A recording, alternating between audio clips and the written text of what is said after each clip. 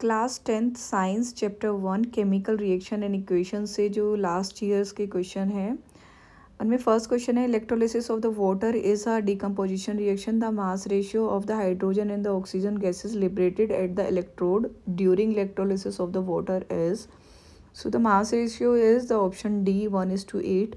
अगर volume ratio पूछा जाए तो answer will be option B 2:1। याद रखिएगा mass ratio is 1:8 and the volume ratio will be 2:1।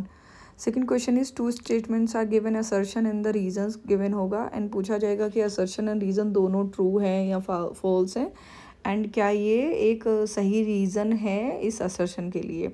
So the question number 2 is assertion में क्या दिया है, decomposition reaction are generally endothermic reaction. तो यस, जितनी भी डिकम्पोजिशन रिएक्शन होती हैं उसमें जो भी कंपाउंड गिवन होता है उसको ब्रेक करने के लिए एनर्जी की नीड होती है, इसलिए वो एंडोथर्मिक रिएक्शंस होती हैं। उसके अलावा हमने पढ़ी थी कॉम्बिनेशन रिएक्शंस, उनमें क्या होता है कि जो रिएक्शन के बाद एनर्जी रिलीज़ होती है इसलिए वो एक्सोथर्मिक रिएक्शंस होती हैं।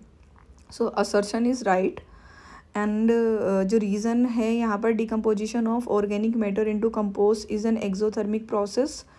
सो ये भी सही है कि ऑर्गेनिक मैटर का जब कंपोस्ट में डिकम्पोजिशन होता है तो वहाँ से एनर्जी रिलीज़ होती है, इसलिए वो एक्सोथर्मिक रिएक्शन है। तो ये स्टेटमेंट जो है रीज़न का वो सही है, बट इस असर्शन के लिए ये रीज़न सही नहीं है। So answer will be option B कि assertion A and reason R जो दोनों ट्रू हैं, but assertion R is not correct for the explanation of this. Reason R is not the correct explanation of the assertion A. Okay, the question number 3 is a student performed the following experiment in his school laboratory. Dilute sulphuric acid and zinc granule का यहाँ पे reaction है। ये एक displacement reaction आपने पढ़ी होंगी, उनका एग्जाम्पल है जिसमें Zn+H2SO4 की रिएक्शन जो होती है उसमें ZnSO4+H2 गैस रिलीज़ होती है, हाइड्रोजन गैस रिलीज़ होती है। सो इसमें पूछा है list 2 observation to justify that in this experiment a chemical change has taken place. Chemical change जब भी होगा दैट मीन्स कुछ न्यू केमिकल फॉर्म हुआ होगा।